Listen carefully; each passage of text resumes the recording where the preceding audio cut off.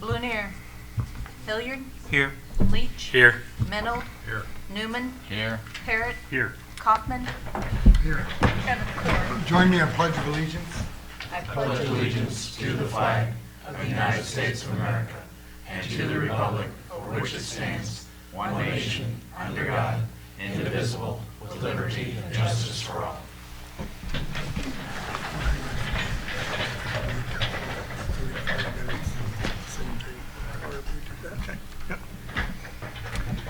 There is no public hearings tonight, or presentations or special reports, so public comment. Is there anyone that'd like to speak tonight?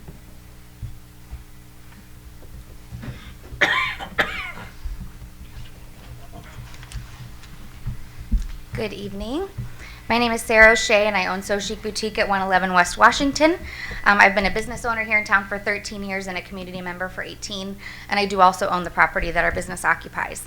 On tonight's agenda, as you all know, is a vote on the proposal for the use of village property as well as an update to the itinerant merchant license. As you all know, I reached out with a detailed letter to the board approximately 6 weeks ago regarding policy updates, but even more than that, urging meaningful conversation around those policy updates. After only one brief conversation and one email in reply to my lengthy email, I then came to a board meeting on February 6th, some would say emphatically urging conversation and offering my experience as a business owner specializing in community-based events, which is the topic of conversation, as well as a concerned community member.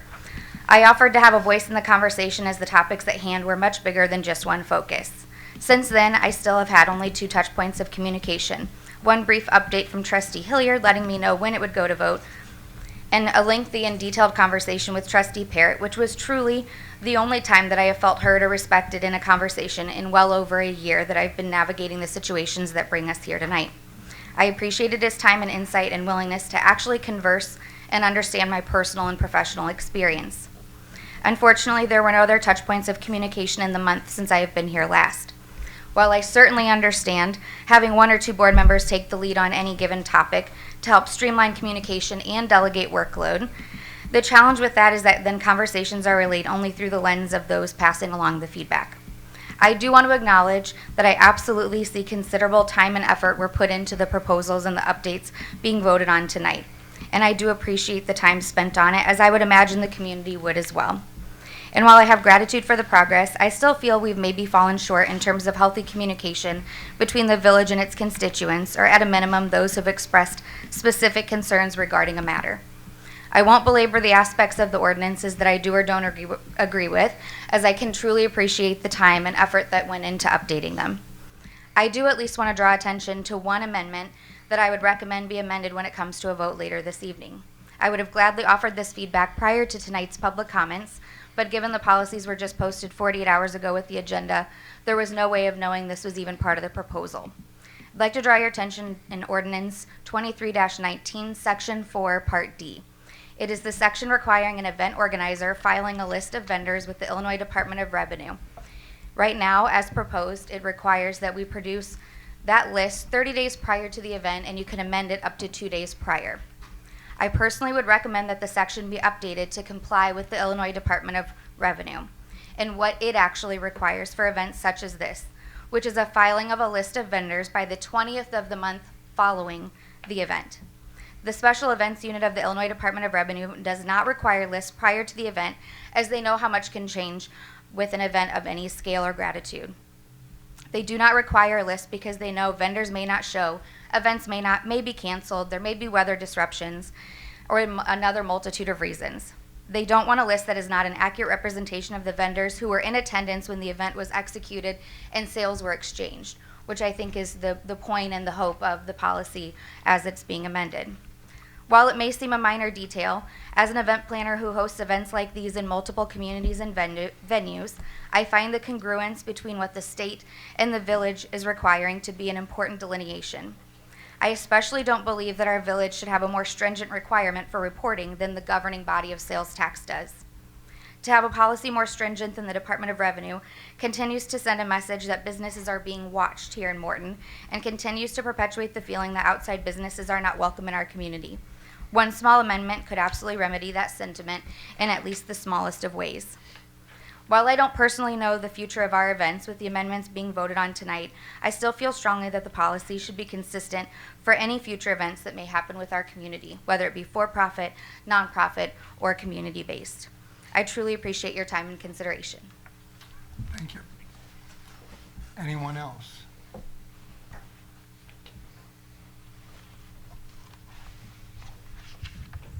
Good evening, Mayor and Trustees. Leanne Brown with the Morton Chamber of Commerce and Morton Economic Development Council.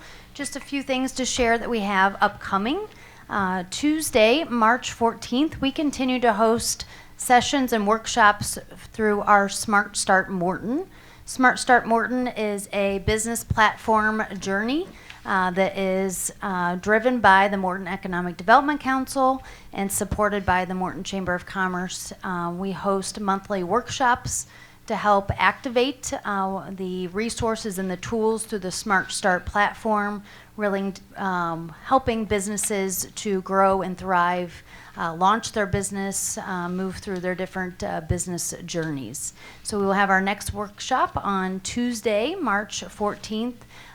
We do a mix and mingle starting at 5 p.m. and then the workshop starts at 5:30 to 6:30, and we'll be hosting this at Scrolls, the Suite Room. So new business in town in their event area in the back on Tuesday, March 14th, Smart Start Morton workshop specific to marketing techniques that young business owners, entrepreneurs, and those that want to brush up on those areas and elements of their business are welcome to attend. The Smart Start Morton program and business platform is a no-cost tool available through the Morton EDC and the Morton Chamber of Commerce. We'll also be hosting our Meet the Candidates on Wednesday, March 15th, 6 to 8 p.m. at Bertha Frank. We will host Meet the Candidates again to provide a platform to share information with people as they prepare for their votes coming up this spring.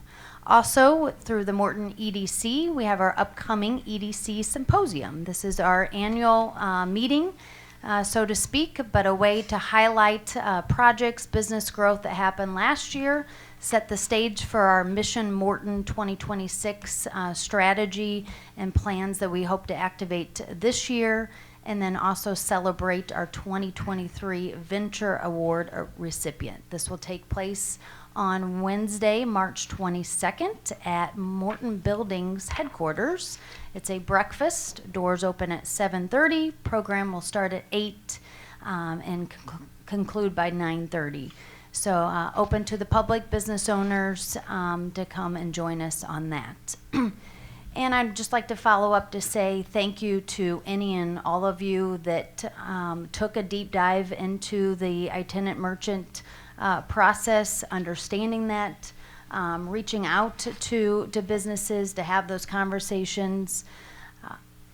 Communication and setting a healthy business environment for our Morton community can continue to be a way that we can continue to set Morton apart. Business owners, as we go out and meet with them, they value that insight, they value those communications and conversations. So I hope more of that can happen going forward and continue to open those doors of communication pathways. So I just thank any and all of you that took the time to really dive into that and understand the parameters, what it means for our business community, and hopefully we can continue to have those great outdoor events and markets that so many in our community and those and bringing in a lot of people to our Morton community can continue to offer and host. So I just want to say thank you for that. Anyone else?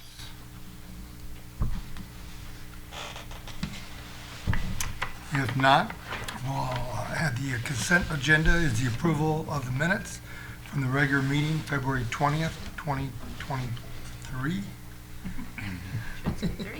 And the approval of the bills. We can have a motion. So moved. Second. Any questions? Call the roll. Hilliard. Yes. Leach. Yes. Mennel. Yes. Newman. Yes. Parrot. Yes. Motion carries. The only thing I have tonight is don't forget to register your pet, your dog and that, at the police department. It's free, And you can put a picture of your buddy on file too. I have so done it. So just encourage the citizens to do that. Nothing else? How about the village clerk? Nothing tonight? Village administrator? Nothing tonight. Okay. Chief of police? Nothing tonight, Your Honor. Corporation counsel? A few items tonight, Your Honor. The first is a resolution authorizing a distributed energy resource agreement with Voltus Incorporated. Motion to approve. Second. This agreement pertains to the village's enrollment in a demand response program. Voltus coordinates village's participation in a program through our electric grid, through the MISO grid, where locations within the village which have backup generators essentially operate as potential sources of additional capacity during peak demands. So we get paid to be on standby.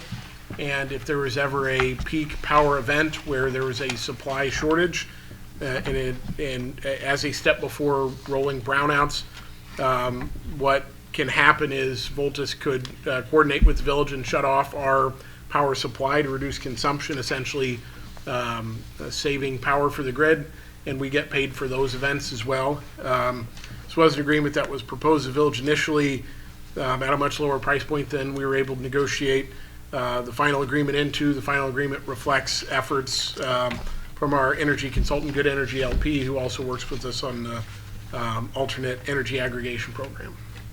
And I'd offer Craig Loudermilk, if he has any additional perspective from the operations side, to pipe in if anything I didn't cover.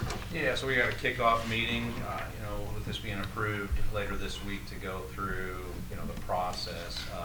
The key though is we're participating. We get the 33,000 per megawatt. With our facilities with backup generation, we're probably a little less than 1 megawatt, but we get the money regardless of our participation. Obviously, they're asking us to participate. So if we didn't have a rolling blackout issue, which I think myself, Ameren, we all anticipate rolling blackouts. That's coming due to our push to green energy and the lack of electricity on the grid. So that's all part of this. So we're trying to help be part of the solution. But that $33,000 per megawatt, we get that regardless. So if there was no blackout, we get that money, and then we'll get an additional money if we participate. Our goal is to participate and hopefully help out the big picture, which is to keep electricity to everybody. So that's the biggest thing that's kind of hard to understand is us, along with many other big businesses, we're getting the money regardless of our participation.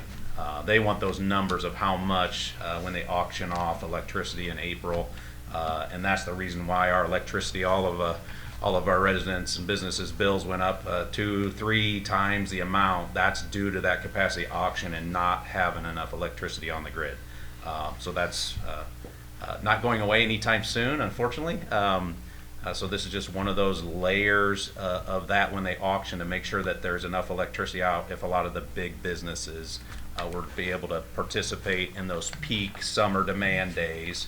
We almost had several last year. I'm not sure what that's going to look like, but it's going to be when you have a week of 100 degrees, it's sunny in July, we should experience those. So during those events, we would get a 6-hour notification as a part of this program, and then it would be a 4-hour event that we would basically need to turn our generators on. Obviously, the big users are the main water plant at 500 Detroit, which is about 450 or 0.45 megawatts, and then the 2 wastewater plants. They make up 3/4 of this. So obviously, I'll be working hand in hand with Superintendents Reed and Franti, and making sure we're prepared, because I do hope to participate when the call comes. So with that, I'd be glad to answer any questions that you might have. So you'll get notice that they're going to shut things down? Yes, this would be a 6-hour notification. Okay. Now there is another level of the program, which is the emergency response program, which is, I believe it's a 15-minute notification. We're not there yet, and I'm not comfortable with that at this point, nor would Voltus recommend that, but other companies are doing that also, and that's another layer where you can make even more money to do this. Any other questions? And this is not new. This is, obviously, California has been dealing with this. I appreciate my conversation with Trustee Newman. I think maybe they think it's normalcy there, but they've been there. I mean, Voltus deals with the entire country on different grids than we're on, so this is nothing new. We're just in that territory now. And Voltus has had agreements with other communities in our immediate area. I think East Peoria has been on a contract for a number of years. And private business, OSF, some of those are on it too. Anything that has generation power and is prepared to do it, they want the money too. Any other questions? Not, call the roll. Parrot. Yes. Hilliard. Yes. Leach. Yes. Menold. Yes. Newman. Yes. Motion carries. Next item on my report tonight is an update on the alternative energy aggregation bid group. Craig had taken point on this previously. I work with a number of other communities. We're in the same bid group, so to save Craig some time and for economies of scale, I just grabbed kind of managing this for you guys in terms of the bidding and contract participation. As you know, our contract expired last June, I believe, and we were unable to secure any interested parties who were willing to bid for our bid group on an alternate supply price. Since then, our consultant Good Energy has worked with a number of the previously interested bidders, trying to build interest in putting a bid in on our group. Our group is a large group, not believed to be too large, but I think the largest in the state.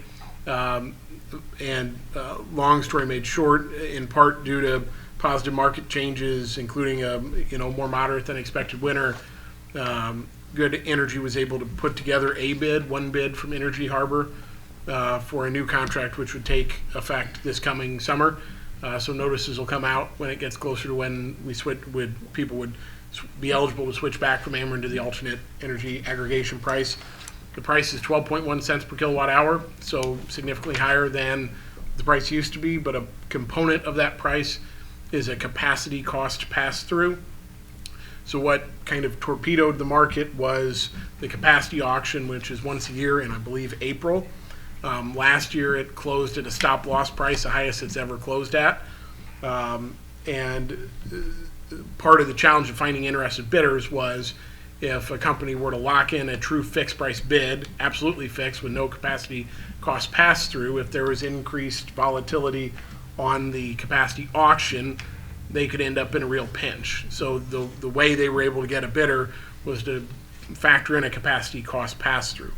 The hope is a capacity auction will be more favorable this year than last year being a record-settingly bad auction. So the idea and part of the bid price is it gives everyone a more competitive option than what the market seemed to reflect outside of aggregated bidding. It gives you a kind of a hedge against volatility and future utility cost. I think the expectation, at least from our consultants, is that Ameren's prices are going to continue to go up. So. Thank you. Any questions on that?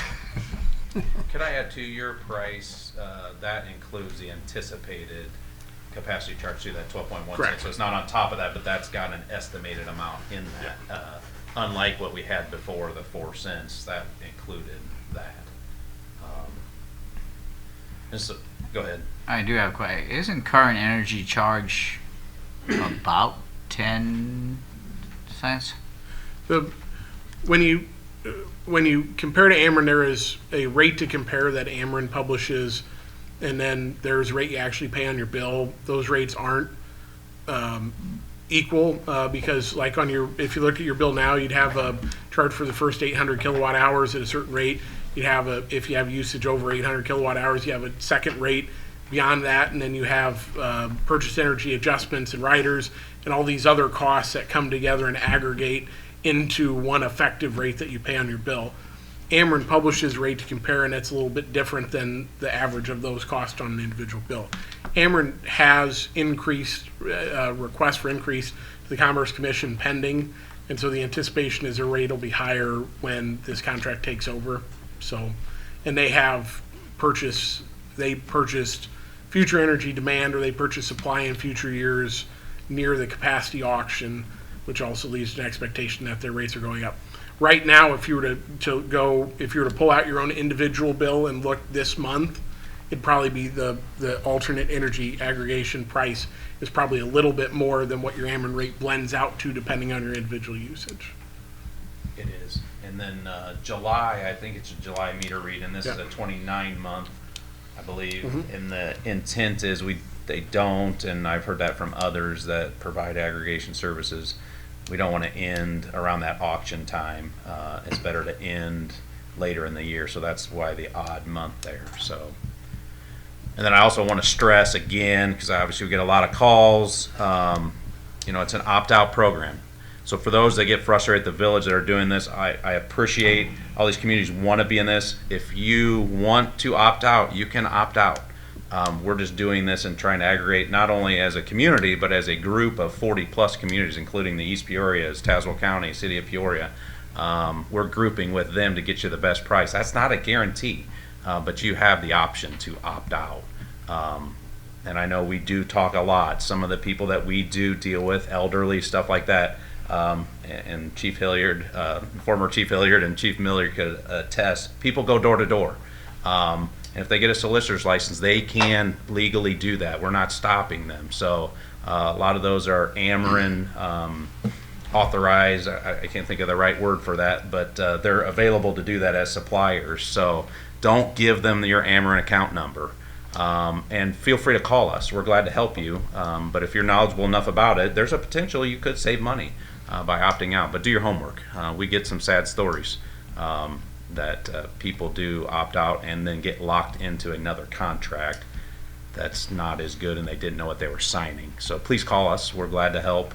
But you're free to change. You're free to opt out, which I think it's a great program. And I'm appreciative that we as a community do that. All right. Director and Fire Emergencies, thanks both of you for that. Nothing tonight, Your Honor. Director of Public Works. Several items tonight, Your Honor. First, the spring 2023 yard waste disposal program is upon us. So we'll be open from 8 a.m. to 6 p.m. Monday, April 3rd through Sunday, April 30th. It will be closed Good Friday through Easter. And this is the last year of our current contract, so that'll be something we'll be working with the mayor on and hopefully come to you guys in the near future on that, so we're prepared for following years. I know everyone loves this program. So. All right, you posted on the TV and the website? Yeah, it should be out there as of today. Okay.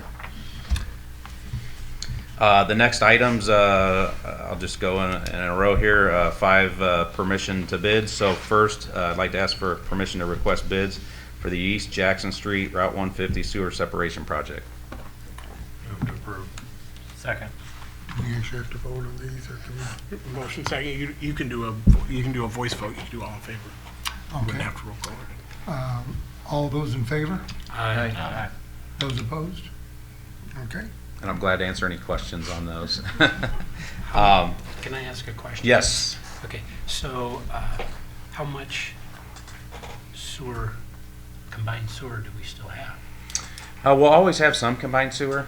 So the biggest thing with this project, and our new permit should be here soon, it's going through the public notice process.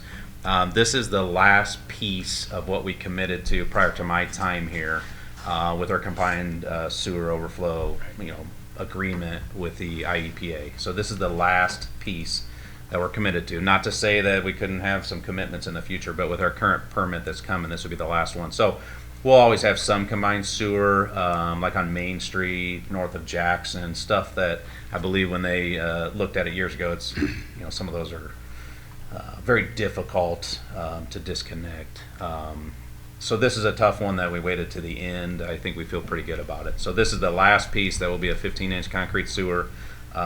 We've got a manhole at First and Jackson to connect to. And this whole project is literally to disconnect 3 inlets at Jackson and Second. And this is to disconnect Storm from going into sanitary. There's sometimes a common misconception that it's the opposite way. So this is Storm going into sanitary, and then 1 inlet at the junior high right at the corner of Second and Jackson. So we'll pick those up and disconnect them from the sanitary sewer that's in the middle of Jackson. And disconnecting that will help our sewer plants not handling stormwater. Yes. So Yeah. the citizens understand that. Yep. So I'll be happy we'll be done with that for the foreseeable future. Thanks. So next item, item C, I'd like to I'd like to ask for permission to request bids for the annual mill and overlay project. So moved. Second. Any questions? And again, this one's always hard for me because, you know, we're trying to get out, work while school's out, but we're a little in front of the budget. So I sent you guys some stuff. It's not the end if there's some questions, but we would like to go out for bid here this week on this. And I've given you information prior and right here in front of you. Just a quick summary. This has about 28,000 square yards of overlay, which amounts to about 1.6% of our system. So, and 42,000 square foot of seal coat that's in the next request too. So, I think it's a little below what I would like to do, but our main problem is curb and gutter and trying to fix some of that stuff before we come through with the overlay. So, I like what we have here, but I do like to stress on the percentages. You know, between seal coat and overlay, I'd love to be in the 80,000 square foot or square yard a year to keep up with, you know, our pavements as we go forward. So this is a little under that, but I feel good about what we have out there. Any questions? Call the roll. Menold, Yes. Newman, Yes. Parrot, Yes. Hilliard, Yes. Leach. Yes. Motion carries. Next is item D. I'd like to ask for permission to request bids for the annual seal coating project. So moved. Second. Just real quick, 42,000 square yards of seal coat. I'm anticipating $300,000 budget using motor fuel tax funds on this. Again, this is just a tool in our toolbox. So unfortunately, some streets get a seal coat, some don't. We're trying to keep the good streets that are a little newer. We got to keep those up, but sometimes that results in trying to band-aid some other areas. So I really like the program we have here. The biggest thing is after we seal coat, this does get, you know, for the most part, you know, it's black when we're done. So it gets a fall coat and it's black, and I think that's been very successful here in Morton. Greg, I noticed, I do believe, like North Main Street and what David and those couple Yep. of connecting streets, weren't those sealed just within the last 4 or 5 years? Not the David area, but Main Street has about 3 years ago. yeah, 3 to 5, yeah. And a big part of what I want to do on Main Street, that would be from Cortland all the way out past Wolf Crossing. We're starting to lose some of the edges. So this does have, I got an estimated, you know, budget of $300,000 to do a lot of edge milling and putting pavement back to bring back those edges and then seal coat the whole thing. Will that be done with city resources, the edge milling, and No, Or is that- we're planning to do that with this bid. with this, Yes. the seal coat bid? We're actually going to bid it separate. I thought I had it on there. But the intent would be to do this on Main Street. So if you look at, I've actually got it with the miscellaneous concrete in the FAR. So I don't plan to do this with MFT dollars. And I appreciate our motor fuel tax fund dollars, but this is where it gets a little tricky and the state has issues, as you know, Trustee Newman. So we would do that as a separate bid to get a better price for that too. We talked about doing it ourselves, but it's a little too much for our guys to do, and we've got better things to do with our time. Let the experts do that. Okay. Yeah, I think city crew did do some along North Main, didn't they? Yes, Some we've done, and those were more calls from citizens, and then we go out there and it's like, we better fix this. So yeah, we've done it. The patch you see out there is what we've done. Yeah. But it's starting to, we're starting to get more and more that I'd like to just hit it all, and then hopefully seal coat, with your approval. I think we'll be good for quite some time there. And again, someday, we plan to just keep seal coat in Maine. Someday, potentially an overlay in the future, who knows? But that's a program we'll just keep using out there as a plan. Any other questions? Not, call the roll. Newman, Yes. Parrot, Yes. Hilliard, Yes. Leach. Yes. Menold. Yes. Next, I'd like to ask permission to request bids for the annual miscellaneous concrete project. So moved. Second. And this project, it's kind of been our catch-all: concrete, sidewalk, inlets. Probably do 25, 30 inlets a year. And the big thing with this is we get in front of the other overlay jobs and at least touch up some of those. It may be slip forming all the curbs, some of its pieces. So we spent a lot of time in the previous couple months measuring. One of the big ones on here, Detroit Avenue. We're gonna, get ahead of the game there because in 2024 we received about 800,000 in federal funds to overlay Detroit for where it ends at the old, I still call it the old Farm and Fleet there, all the way to Main Street. And as a part of that project, we do have funds. We'll have to participate in our portion, but that would be the 10-foot bike trail along the west side of Detroit, from where it ends there just south of Casey's on the west side of Detroit, and that'll go all the way to Birchwood, and we'll get pedestrian crossing across Birchwood to be able to utilize that. So that's in the works. Of course, it's IDOT, it's federal funds, so we got to go through that design process with that. So that project, the federal STU project or whatever, Yes. That is the mill and overlay and the rec trail sidewalk, whatever. Yes. We call it. So all your other curb and gutter inlet repair is gonna be done on this miscellaneous. Yes, we'd prefer to stay ahead of that and just keep it a straight mill and overlay with the bike trail. Obviously, as you know, we save a lot of time with IDOT and that if we just get ahead of the game and get that out of the way. And they're good with that on this job. Are there any ADA We are, issues? yeah, we're fixing some of that. We're fortunate that Detroit doesn't have a lot of ADA. As you know, that's a big problem when you're using federal funds. It's bringing everything up to code. We do want to bring everything up to code, but sometimes it makes projects not feasible. So we're going to clean up some things in the block of Detroit from Birchwood to Maine. There's not a lot, but some of those side streets, we'll fix those ADA ramps there, clean those up. And IDOT would expect us to do that, as you know. A very small amount. Any other questions? Call the roll. Parrot, Yes. Hilliard, Yes.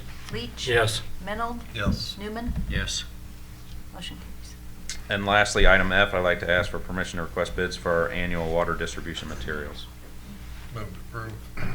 Second. Any questions? This one's a little simpler. This is what we do every year. We request bids. I think this one I'm looking at about $100,000, but that's our water main, hydrants, everything for the year for a lot of these projects you're seeing on there.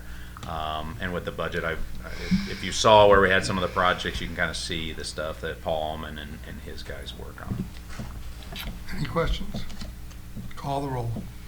Hilliard, Yes. Leach. Yes. Menold. Yes. Newman. Yes. Parrot. Yes. That's all I have tonight, Your Honor. All right.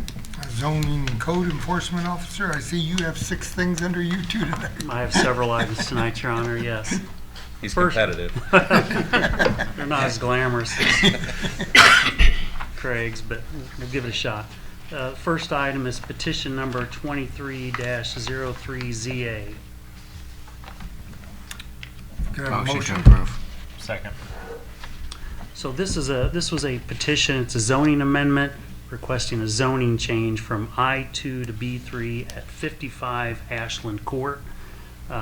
In your packet, you would have received the petition with the map that shows the zoning map in that area. This was given a favorable recommendation by the Planning Commission. Happy to answer any questions or any. Any questions? If not, call the roll. Hilliard, Yes. Leach. Yes. Menold. Yes. Newman. Yes. Parrot. Yes. Motion carries. Second item tonight, Your Honor, is an ordinance making amendments to section 10-4-3 of the Morton Municipal Code regarding landscape yard requirements. Can I have a motion? Motion to approve. Second. This one's a little more simple, to give you a little bit of information. We switched our software. We went from a software that we put online on our website that produces the municipal code. Inadvertently, this part of the code was removed. We just want to reinsert it back into the code. It's in regards to front yard landscape requirements, but the code does not actually change whatsoever. We just need to go through the process to reinsert it back in. Okay. Any questions? Call the roll.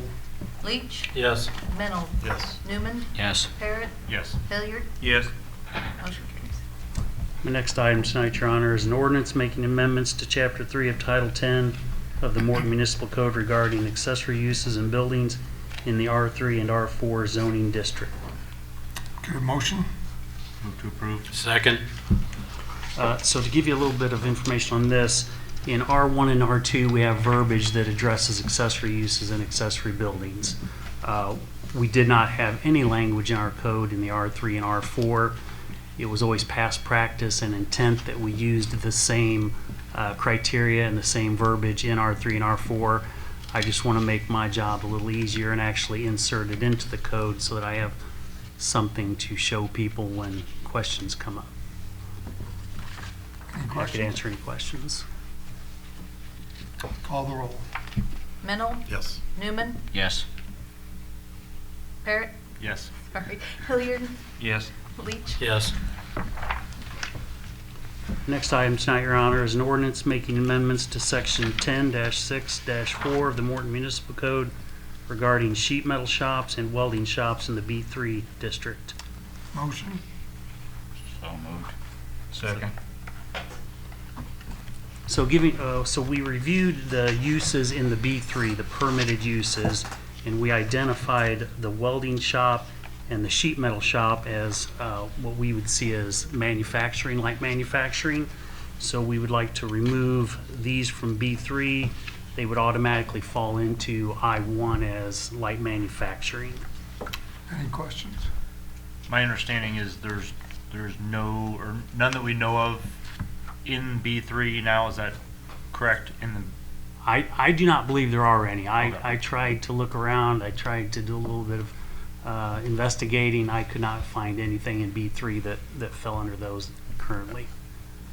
my understanding. Any other questions? Call the roll. Newman, Yes. Parrot, Yes. Hilliard, Yes. Leach. Yes. Mennel. Yes. Motion carries. The next item tonight, Your Honor, is an easement vacation plat. Move to approve. Second.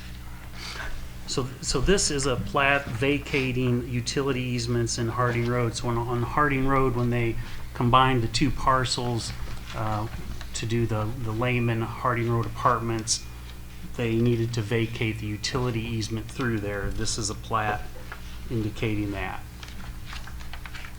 Any questions?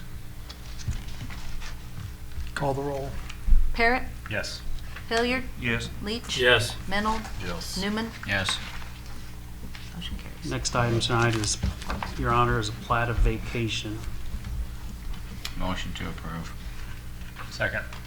This is, actually, this is the exact same thing as the easement vacation plat, except this is for the precision planting. When they combined those parcels, they had to vacate utility easement.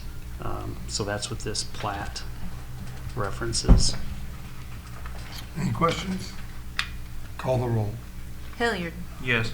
Leach. Yes. Mennel, Yes. Newman, Yes. Parrot. Yes.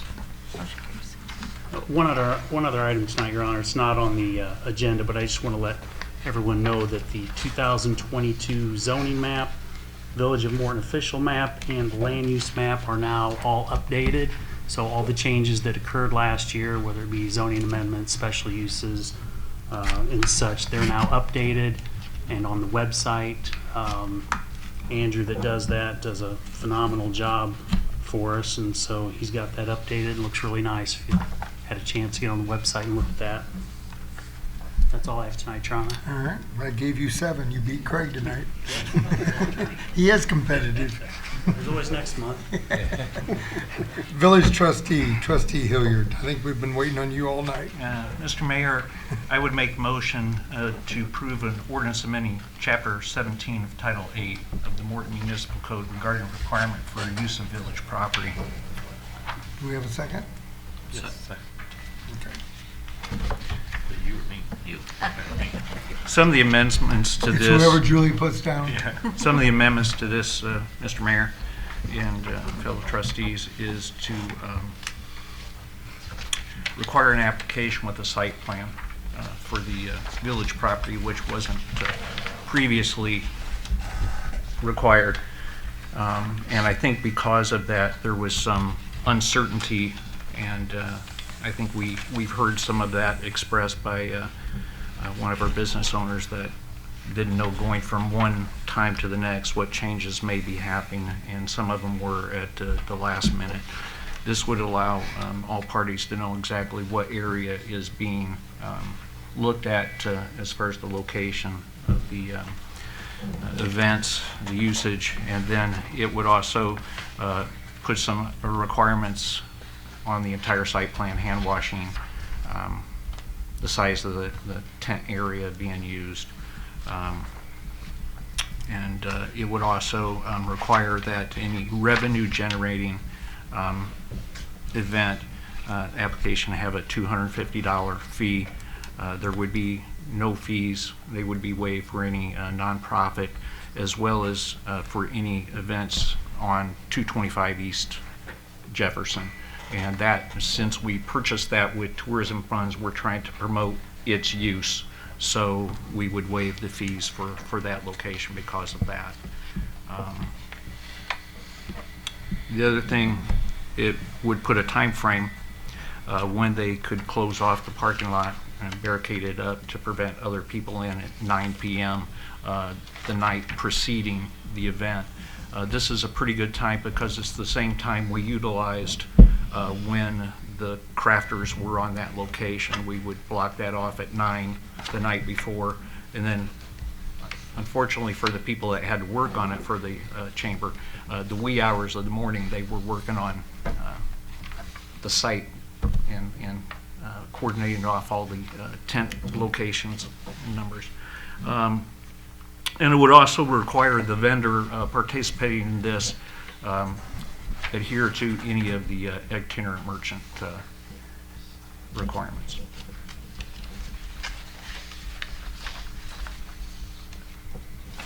I'd like to make one comment on this, and kind of came about after this came out, but a couple parts that are already in the ordinance that several of us talked about. And Pat, you may have in front of you, I don't have in front of me now, but that there's a $250 clean deposit for basically restoration. If there's trash left, or anything, that $250 deposit would go to cleaning up that, and obviously if the village doesn't have to clean anything up, then the deposit goes back. The other part is the use of police officers, auxiliary police officers, and that's determined by the chief that depending on the event size, whether a police officer is needed there to control traffic or the crowds. And then the chief, and Pat, again, correct me if I'm wrong, I'm going from memory here, I believe the chief would estimate the cost of what that auxiliary police officer would be, and then the event, the person using the special event would pay for that cost, that estimated cost, and then be billed for the actual cost then after the event. No, that's not accurate. Okay. The event, if it incurs any law enforcement cost, we take those monies out of the tourism fund, and that's taken out of that, and that's how they're paid for. The other thing is that we've consistently ran that if there's any event and the individual running the event requests law enforcement, that we look at what that need is, we bill them for that at an auxiliary rate, even if a regular is needed, and then we take the extra, which is out of the regular fee greater than the auxiliary, and we take that out of tourism. Reconciling both. That is not my understanding. So there is, in response to the questions I had and working through the code this afternoon, there is or this morning, there is an existing code section on auxiliary police.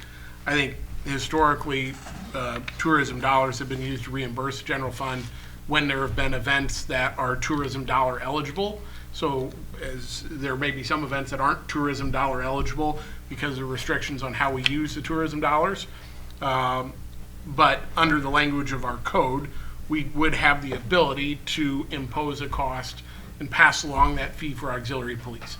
I don't think it's historically been done that way because I think most of the events have been reimbursable through tourism dollars, but there is an existing protocol in the code that provides for the ability to pass along the auxiliary police expense.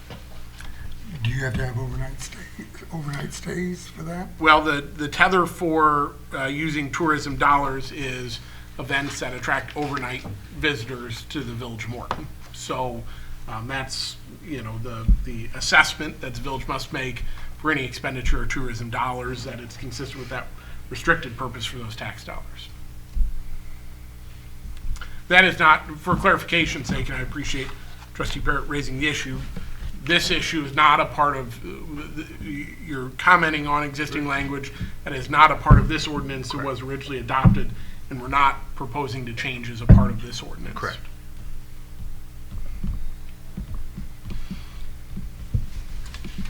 So to be clear on that, if law enforcement is required for an event, is different than if auxiliary would be provided. The language in the code provides that the chief of police would make, and I am having trouble getting on the internet here, and I don't have it downloaded in front of me, but the language generally provides that the chief of police would make an assessment based on the particulars of the event as to whether any auxiliary or police presence is required. And it allows the village to require the host or the permittee of this permit to pay in advance for the estimated cost of those police services. So would that be done in the review process of the application? Yeah, that any payment would be required to be, under the code languages, to be paid before the event as a condition of the issuance of the permit. Okay, so the application for the event, that would trigger that, I guess, determination by the chief of police and as to whether or not there needs to be some auxiliary police or police presence. It would be part of the review of the site plan. Right.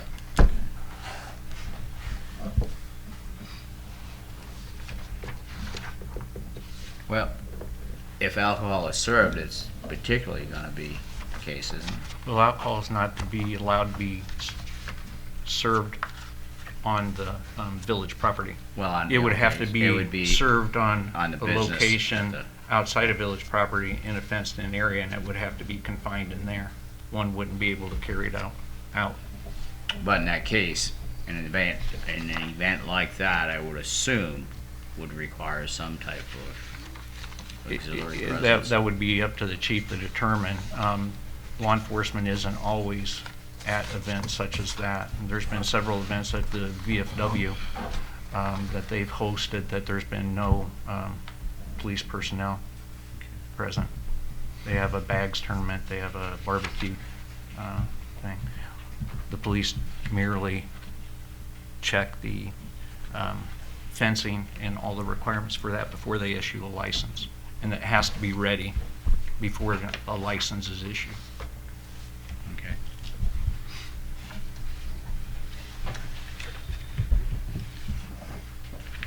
Mayor, could I ask one question? Yep. So we keep using, you're talking about tourism funds. I just want to be clear, obviously, the village administrator, police chief, and myself get involved in that. I'm assuming, as you've done in the past, that, I mean, staff is not dictating the use of tourism funds. So it would be nice to get some coordination over how you would want that done, because we've typically done it for the festival. I assume approval from all of you for any use of tourism funds. Is that- We usually bring it forth. Yeah. Yeah, usually It I would go to the prepare a board. Yeah. report on what the expenditures were. But now that we're using it more, and I just always get nervous when it's to promote overnight stays. We're just trying That to you put guys you- are making that decision. We're just trying to put you in an uncomfortable position. Yeah.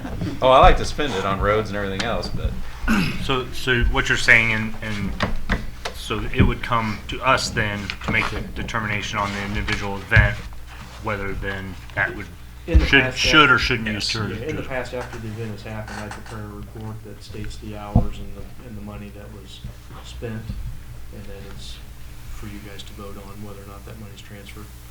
Okay. So that's my question, is typically after, and it's just the festival and those, it's a fairly easy, but now if we have more events, is that something, I don't. I think it's we do been that used on before? more than just the festival. I know law enforcement has used it on the fireworks. Yeah. They've used it on MYBA events, Muddy Yeah. Madness. There's a few. And there's quite a few that have been used. It is procedurally appropriate for the reason you suggested to have that report and the board reimbursement, as has been existing practice in the past. So how would a person, if they're getting the application for, and stop me if I'm getting completely off track here, but how would a person know that going into the application for the event use, whether they are going to have to pay for that or not?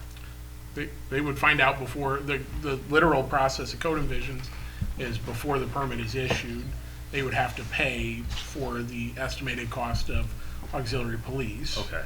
So it's pre-permit.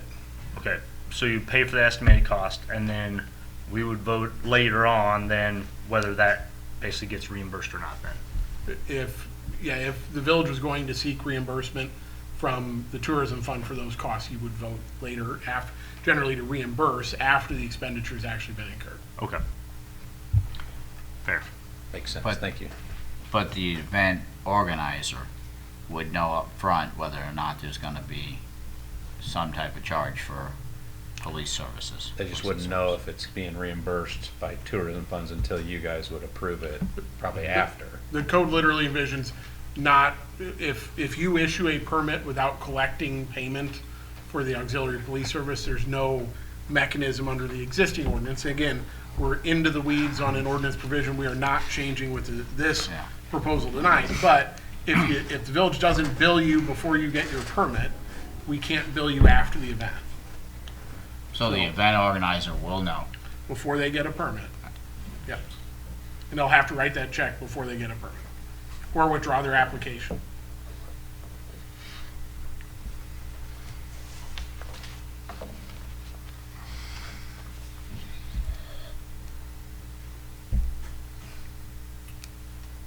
Okay, is there anything else you want to discuss in this process?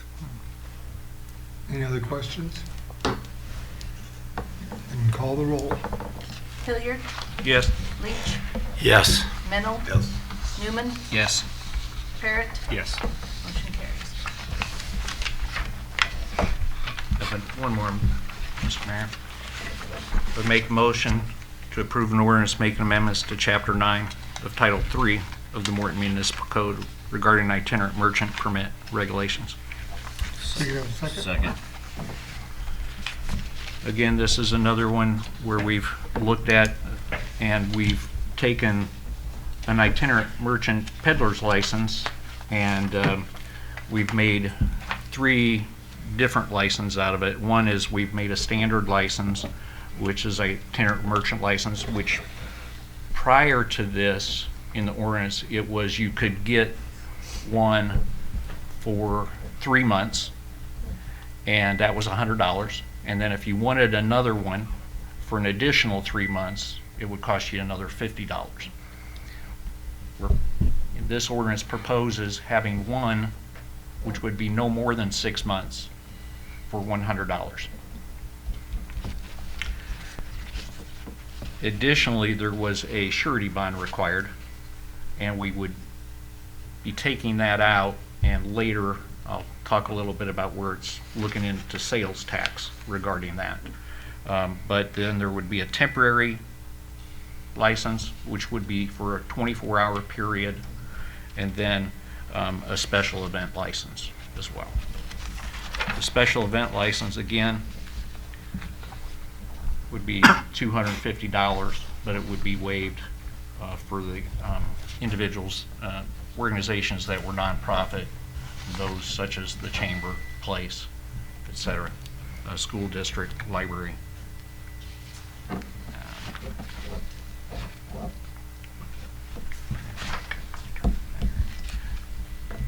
Again, the special event, that being $250, it can be done by the nonprofit. It also can be done by any business which has real estate or leases real estate within this. So we've taken out a little bit of information that was in there and made it a little bit easier for individuals to do that. Before, they had to have it where it was adjacent to their property. I know in the example of So Chic in this parking lot, it's not adjacent. There's another parcel in between. Though it's water retention, it's still a separate parcel, and she would not be able to have it there under what previously was written. Again, to promote the use of our 225 East Jefferson, some may call Jefferson or Church Square, the old AC Church property, we would waive any licensing on that. And as was said earlier, there would be a responsibility of the event organizer to send information to Illinois Department of Revenue as far as the list of vendors. It's in here for a 30-day, and I think what she was talking to is a post and the requirement of a notification, though that there may not be a requirement for 30-day prior, they would appreciate upfront knowledge of who may be there so that they can start looking at that.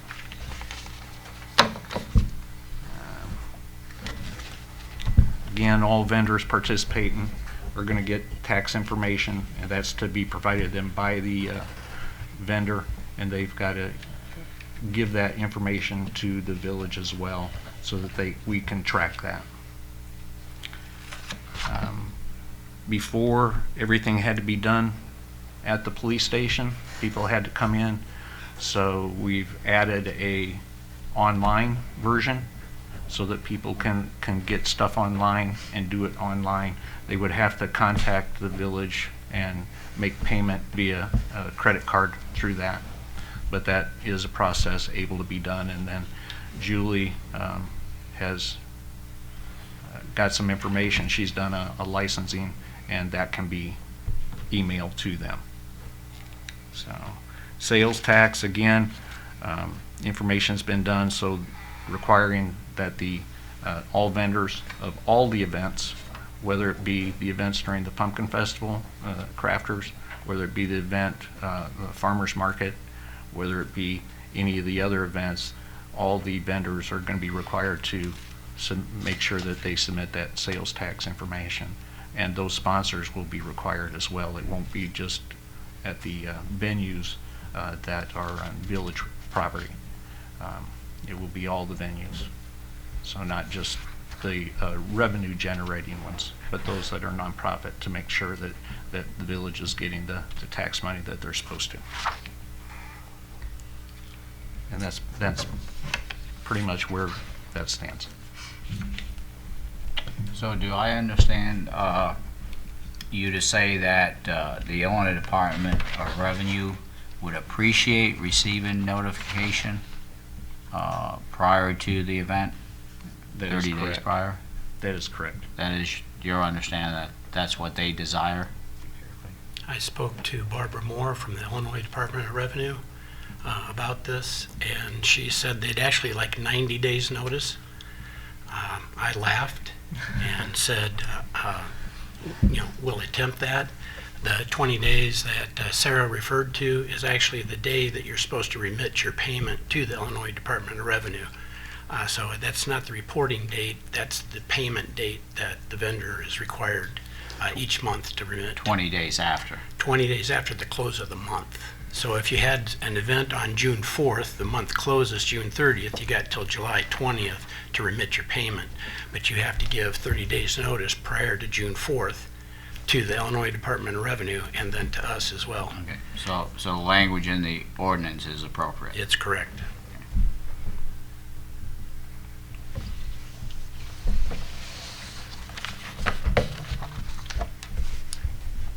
Two points of clarification.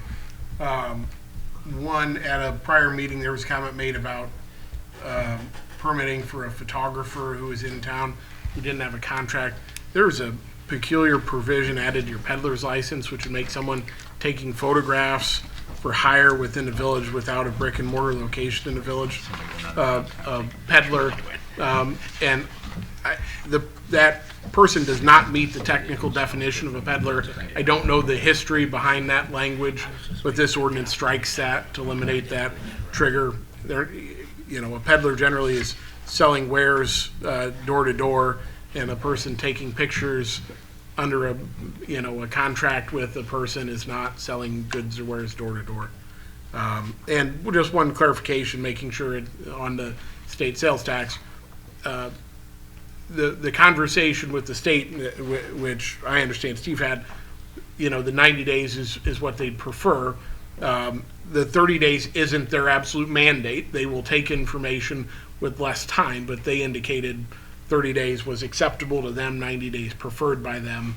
What was reflected in your ordinance was based on collaboration with the state on what their expectation was, but it is not a statutory mandate or regulatory mandate for them. They have to have it at that 30-day mark. If you adopt it in your ordinance, it's a village mandate, and you're free to do that. But just want to be clear on where the state is. And then the Illinois Department of Revenue is responsible for following up to make sure they receive the sales tax that should have been remitted for the village. And if they didn't, they will contact the vendor and get it straightened out.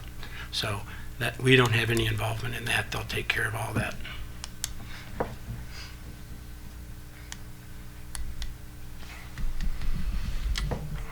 We had talked at one time where the event sponsor might have a map of the local businesses around the brick and block to help support them, or are we making that part of it, or? No, we weren't making that part of it. All right. If the event organizer would want to collaborate with the other businesses, it's up to them. We're not going to mandate that. Okay. You have any more comments or No, I do not. questions? If not, let's call the roll.